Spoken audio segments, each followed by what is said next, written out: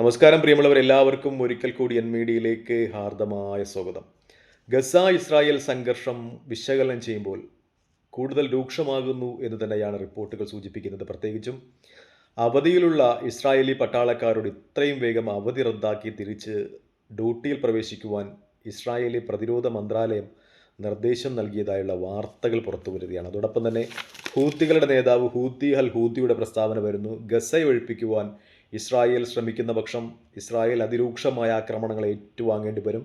ചെങ്കടൽ മാത്രമല്ല, ഡയറക്റ്റായിട്ടും ഹൂതികൾ ഇസ്രായേലിനെ ആക്രമിക്കുന്ന നിലപാടുകളുമായി മുന്നോട്ട് പോകുമെന്നാണ് ഹൂതി പ്രസ്താവനയിൽ പറയുന്നത്. അതുപോലെ അദ്ദേഹം ട്രംപിൻ്റെ പ്രസ്താവനയെ, ഗസ ഒഴിപ്പിക്കുമെന്നുള്ള ട്രംപിൻ്റെ പ്രസ്താവനയെ വിഡ്ഢിത്തം എന്നുകൂടി വിശേഷിപ്പിക്കുന്നുണ്ട് എന്നാണ് ഏറ്റവും പ്രധാനപ്പെട്ട സംഗതി മധ്യേഷ്യയെക്കുറിച്ച് സംസാരിക്കുമ്പോൾ.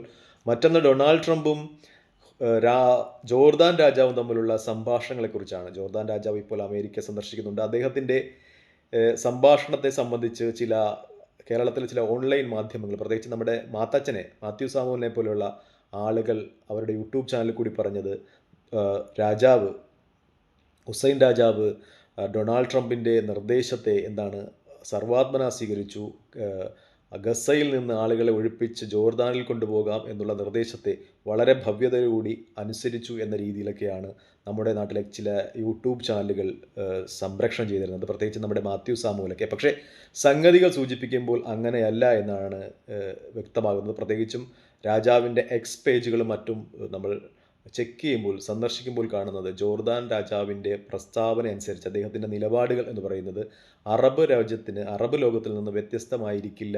ഗസയെ ഒഴിപ്പിക്കുവാനുള്ള അമേരിക്കയുടെ നിലപാടുകളുമായി ഒരു രീതിയിലും ജോർദാൻ അനുകൂലിക്കില്ല എന്ന രീതിയിൽ തന്നെയാണ് ഹുസൈൻ രാജാവിൻ്റെ പ്രസ്താവനകളും വരുന്നത്. നമ്മുടെ നാട്ടിലെ യൂട്യൂബ് ചാനലുകളൊക്കെ കൊടുത്ത വാർത്തകൾ തെറ്റായിരുന്നു. ഗസയെ ഒഴിപ്പിക്കുവാനുള്ള നിലപാടുകളോട് ജോർദാൻ രാജാവും അനുകൂലിക്കില്ല എന്ന രീതിയിൽ തന്നെയാണ് സംഗതികൾ വ്യക്തമാകുന്നത്. അദ്ദേഹത്തിൻ്റെ പ്രസ്താവനയിൽ നിന്ന് വ്യക്തമാകുന്നത് മറ്റുള്ള സുഹൃത്തുക്കളായ സഹോദരങ്ങളായ അറബ് രാജ്യങ്ങളുടെ നിലപാടുകൾക്കൊപ്പമാണ് ജോർദാനും എന്നാണ്.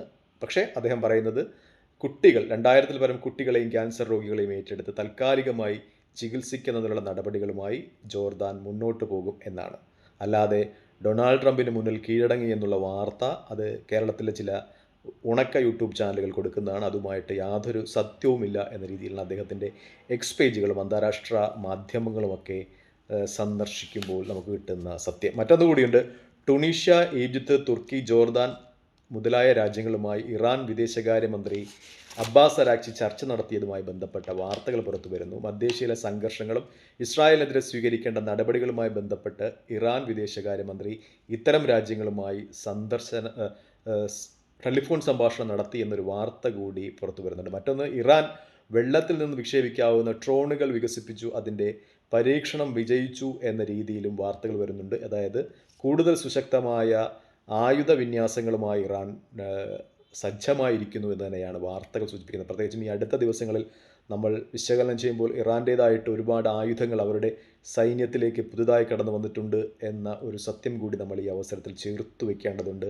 ഡ്രോണുകൾ, അതുപോലെ ഡ്രോൺ വാഹിനി കപ്പലുകൾ, അങ്ങനെ ഒരുപാട് യുദ്ധസാമഗ്രികളും ഇറാൻ ഈ അവസരത്തിൽ അവരുടെ സൈന്യത്തിൽ വിന്യസിപ്പിച്ചിട്ടുണ്ട് എന്ന ഒരു കാര്യം കൂടി അവസരത്തിൽ ചേർത്ത് വയ്ക്കേണ്ടത്. മറ്റൊന്ന്, യുദ്ധത്തിൻ്റെ കുറിച്ച് ഇസ്രായേൽ നടത്തിയ ഒരു സർവേയെക്കുറിച്ച് ചില അന്താരാഷ്ട്ര മാധ്യമങ്ങൾ റിപ്പോർട്ട് ചെയ്യുന്നുണ്ട്. ഇസ്രായേലും ഹമാസും തമ്മിൽ നടന്ന യുദ്ധം ആരാണ് വിജയിച്ചത് എന്നതിനെക്കുറിച്ച് ഇസ്രായേലിൽ നടത്തിയ സർവേയിൽ 47% പേരും ഹമാസാണ് നേട്ടമുണ്ടാക്കിയതെന്ന് അഭിപ്രായപ്പെട്ടു എന്നാണ് ജെറുസലേം ടൈംസ് റിപ്പോർട്ട് ചെയ്യുന്നത്. 21% പേർ മാത്രമാണ് ഇസ്രായേൽ വിജയിച്ചു എന്ന് അവകാശപ്പെട്ടത്. അതായത് 47% ആളുകളും ഇസ്രായേലും ഹമാസും തമ്മിലുള്ള പോരാട്ടത്തിൽ ഹമാസിനായിരുന്നു വിജയം. കാരണം ബന്ദികളുടെ വിമോചനമൊക്കെ ഒരു സൈനിക സാന്നിധ്യത്തിൽ നേരിടുന്നതിന് ഇസ്രായേൽ പരാജയപ്പെട്ടു. അതുപോലെ ഹമാസിനെ ഗസയിൽ നിന്നും ഒഴിപ്പിക്കുന്നതിന് പരാജയപ്പെട്ടു.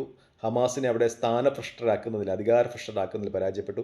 ഇങ്ങനെയുള്ള കാര്യങ്ങളൊക്കെ ചൂണ്ടിക്കാണിച്ച് 47% ആളുകളും ഈ യുദ്ധത്തിൽ ഹമാസ് വിജയിച്ചതായി വിലയിരുത്തുന്നു. 21% പേർ ഇസ്രായേൽ വിജയിച്ചതായി വിലയിരുത്തുമ്പോൾ ബാക്കിയുള്ള ആളുകളാണ് ഇരുവരും തുല്യ നേട്ടമുണ്ടായതായി കണക്കാക്കുന്നത്. ഇതിന് അവർ പറയുന്ന പ്രധാനപ്പെട്ട കാരണങ്ങൾ, ഗസയിൽ നിന്ന് ഹമാസിനെ നിർമ്മാർജ്ജനം ചെയ്യുവാൻ ഇസ്രായേലിന് കഴിഞ്ഞിട്ടില്ല. കാരണം ബന്ദികളുടെ വിമോചന സമയം അത് ഗസയിൽ ഹമാസിൻ്റെ ശക്തി പ്രകടനമായിരുന്നു എന്ന രീതിയിലൊക്കെയുള്ള വിശകലനങ്ങളാണ് ഇസ്രായേലിലെ ആളുകളെ കൊണ്ട് ഇങ്ങനെ ഒരു നിഗമനത്തിലെത്തിക്കുന്നത്. അഥവാ യുദ്ധത്തിൽ തങ്ങളുടെ രാജ്യം പരാജയപ്പെട്ടു എന്ന രീതിയിലേക്ക് ഒരു അഭിപ്രായ വോട്ടെടുപ്പിൽ അഭിപ്രായം രേഖപ്പെടുത്തുന്നതിലേക്ക് നയിച്ചത് എന്ന രീതിയിലാണ് അന്താരാഷ്ട്ര മാധ്യമങ്ങളൊക്കെ റിപ്പോർട്ട് ചെയ്തത്. മറ്റൊന്നുകൊണ്ട് ഗ്രീൻലാൻഡ് തൽക്കാലം വിൽക്കുന്നില്ല, വേണമെങ്കിൽ കാലിഫോർണിയ തങ്ങൾ എടുത്തുകൊള്ളാം എന്ന രീതിയിൽ ഡെൻമാർക്കിൽ, കാരണം ക്യാമ്പയിൻ നടക്കുന്നതായി അന്താരാഷ്ട്ര മാധ്യമങ്ങളൊക്കെ റിപ്പോർട്ട് ചെയ്യുന്നു.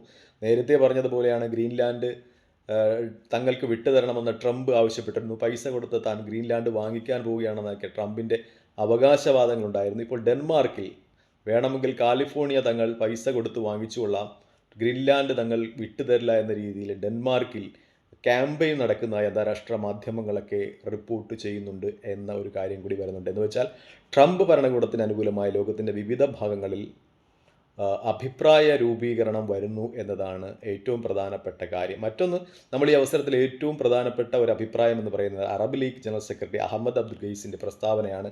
അദ്ദേഹം പറയുന്നു, ഇസ്രായേലും അറബികളും തമ്മിൽ പ്രശ്നങ്ങൾ ക്രിയേറ്റ് ചെയ്യുകയാണ് ട്രംപ് എന്ന്. അത് വളരെ സത്യസന്ധമായ ഒരു വിശകലനമാണ്. കാരണം ഇപ്പോൾ ട്രംപ് വന്നതിന് ശേഷം ആ മേഖലയിൽ ഒരു അഭിപ്രായ ഭിന്നത വളരെ രൂക്ഷമാവുകയാണ്. അങ്ങനെ ഒരു അഭിപ്രായ ഭിന്നത ക്രിയേറ്റ് ചെയ്യുകയാണ് ട്രംപ് എന്ന് Arab League general secretary Ahmed Abdul ഗെയ്സിൻ്റെ പ്രസ്താവനയും വന്നിരിക്കുന്നു എന്നതാണ് ഈ അവസരത്തിൽ ഏറ്റവും പ്രധാനപ്പെട്ട കാര്യം. അതായത് ഡൊണാൾഡ് ട്രംപ് ഹുസൈൻ രാജാവും തമ്മിലുള്ള സംഭാഷണത്തിൽ നമ്മുടെ നാട്ടിലെ മാധ്യമങ്ങൾ പറയുന്നതല്ല സത്യം. ഡൊണാൾഡ് ട്രംപിൻ്റെ മുന്നിൽ ഹുസൈൻ രാജാവ് കീഴടങ്ങിയിട്ടില്ല. അദ്ദേഹത്തിൻ്റെ അഭിപ്രായം വ്യക്തമായി തന്നെ പറയുകയാണ്. അദ്ദേഹം പറയുന്നത്, ചുറ്റുമുള്ള സുഹൃത്തുക്കളും അതുപോലെ സഹോദരങ്ങളുമായ അറബ് രാജ്യങ്ങളിൽ നിന്ന് വിഭിന്നമായ ഒരു അഭിപ്രായം തനിക്കില്ല. ഗസക്കാർക്കുള്ളതാണ്. തൽക്കാലം ഗസക്കാരെ ജോർദാനിലോട്ട് പുനരധിവസിപ്പിക്കില്ല. പകരം കുട്ടികളായ 2000 പേരേക്ക് ജോർദാനിലേക്ക് കൊണ്ടുപോയി അവരുടെ ചികിത്സയ്ക്ക് ആവശ്യമായ സൗകര്യങ്ങൾ ഒരുക്കുമെന്നാണ് ജോർദാൻ രാജാവിൻ്റെ പ്രസ്താവന. തൽക്കാലം ഈ വീഡിയോയുമായി ഇവിടെ വാങ്ങുന്നു. മറ്റൊരു വീഡിയോയുമായി കാണുന്ന ഒരു പ്രാർത്ഥനയിൽ ഉൾപ്പെടുത്തുക. നന്ദി, നമസ്കാരം. ജയ് ഹിന്ദ്. വീഡിയോ ഇഷ്ടപ്പെടുന്നുണ്ടെങ്കിൽ ലൈക്ക് ചെയ്യുക, ഷെയർ ചെയ്യുക, കമൻറ്റ് ചെയ്യുക. മറ്റൊരു വീഡിയോയുമായി കാണുന്നവരെ പ്രാർത്ഥനയിൽ ഉൾപ്പെടുത്തുക. ജയ് ഹിന്ദ്.